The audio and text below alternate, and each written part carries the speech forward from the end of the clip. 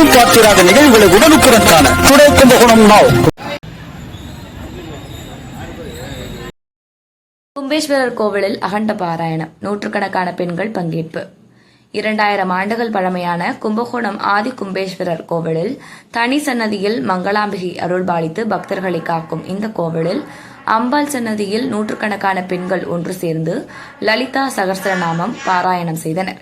மங்களாம்பிகையை போற்றக்கூடிய 1000 திருப்பெயர்களையும் போற்றி பாராயணம் நடைபெற்றது.